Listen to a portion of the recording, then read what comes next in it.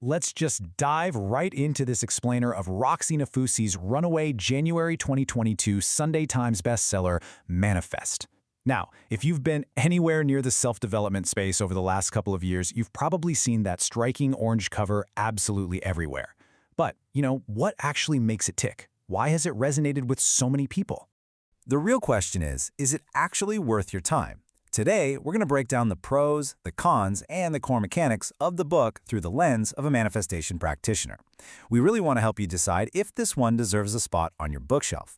It's a pretty balanced look at what works beautifully and, well, what concepts might be up for a little bit of debate. So there's this wonderful irony right off the bat. It's been called the chemistry textbook of manifestation. When the reviewer first picked this up, they were actually struck by its unexpectedly bland, kind of academic feel. It looks incredibly serious. Honestly, you could slap the word chemistry across the front and it wouldn't even look out of place. But here's the thing, that structured academic approach, it's actually the book's absolute secret weapon. The entire foundation is built on 7 core steps. These 7 steps act as the main chapters, and they're packed with really clear subheadings. But it's not just some passive reading experience. No, it's highly interactive. There are whole pages just dedicated for you to fill in your own answers and literally do the exercises right there. You can engage with this framework as much or as little as you want, which makes it a wildly practical tool for your own journey. But hey, don't let the whole textbook comparison fool you into thinking it's dry. Roxie completely avoids that by intertwining these deeply personal stories. Specifically, she talks about her own journey from hitting absolute rock bottom in her 20s to completely turning it around and becoming a Sunday Times bestseller. She felt totally lost before discovering manifestation, and sharing that gives this profound human anchor to all those structured steps we just talked about. And she really masters the format by bringing the human element front and center. She doesn't just, drop her backstory in the intro and then never mention it again. She weaves it continuously through every single step. Plus, she brings in interactive client exercises and real-life reference stories from the actual people she's coached. Blending that structured theory with deeply human, relatable experiences, that's exactly what keeps you hooked from cover to cover. But a truly great explainer has to look at things from multiple angles, right? So let's look at where the reviewer's perspective actually diverges a bit from Roxie's teachings, just to think a little more critically about the material. Take the concept of making a big, positive life move. Roxie claims that when you take a huge leap, say resigning to get a new job or maybe moving to a new country, the universe basically tests your resilience by throwing old temptations your way. But our reviewer sees this a bit differently. They don't see it as a cosmic test at all. Instead, it's viewed simply as a natural shift in your personal science and energies. The reviewer cleverly coined this the tap-on-the-shoulder syndrome. Think about it. When you finally let go of a stagnant situation, old opportunities suddenly start chasing you. Why? Simply because your energy of desperation is gone. It's exactly like when you finally leave a bad relationship, show your ex absolutely zero interest, and then bam, suddenly they come chasing after you. It's not the universe handing you a pop quiz on resilience, it's just the natural science of shifting your focus and energy. You probably felt that exact shift in your own life. Okay, so another really fascinating debate centers on the dedicated self-love section, which is right at the end of step 2. Actually, if you look at the edge of the physical book, the pages turn this slightly gray color just to mark this specific segment. It is awesome that self-love gets its own spotlight, but let's break down Roxie's approach to it and why the reviewer kind of questions it. So Roxie approaches self-love almost through these specific commands. She starts by stating that self-love means valuing your own well-being and happiness. She's directly instructing the reader to place a high premium on their own mental and emotional state.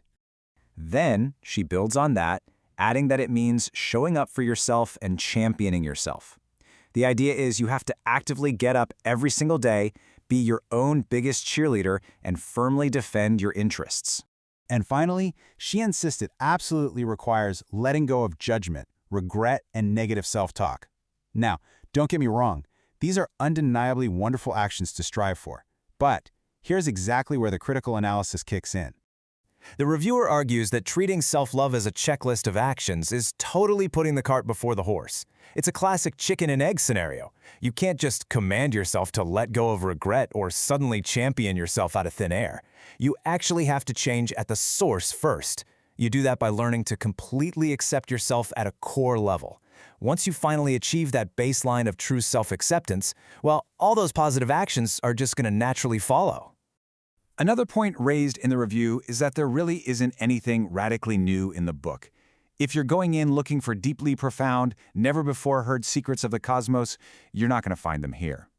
Aside from one pretty interesting mention in an early chapter about brain neuroplasticity, which she learned from a neuroscientist friend, the concepts are generally well-established principles of positive psychology. But, and this is crucial, here is the real value of revision. The lack of radical new information, it isn't actually a problem at all. We all have self-help knowledge scattered across a million different articles, videos, and life experiences, right?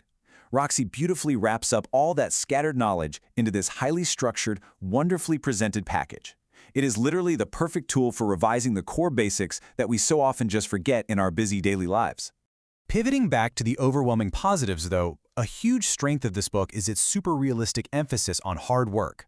A lot of sources in the genre try to sell you this magical, just think happy thoughts and it'll appear. Not Roxie. She is incredibly realistic. She really drives home that manifesting your dreams is not some shortcut. It requires intense, difficult self-work at your very core. You have to get in there, examine your goals, and do the heavy lifting to truly change your mindset. And she perfectly demonstrates the payoff of all that heavy lifting and what the reviewer calls the grand finale. Now, throughout the book, she sprinkles in little stories, but she absolutely saves the best for last. At the very end, she shares this fantastic, detailed story explaining exactly how she applied her own 7 steps to manifest her publishing deal with Penguin. It just brilliantly brings the entire textbook-style theory into an undeniable real-world triumph. So what's the final verdict? Well, it's hailed as a manifestation masterpiece.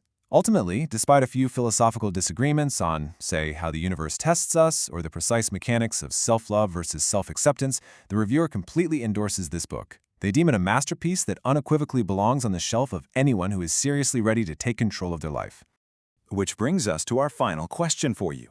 Are you ready to do the core self-work to manifest your best life? We're going to leave you with this provocative thought. The 7 steps are beautifully laid out for you. The structured textbook exists, but as the book makes crystal clear, just reading it isn't enough. Are you actually ready to put in the hard work to change at your source? Take a moment to really think about that, and we'll see you in the next explainer.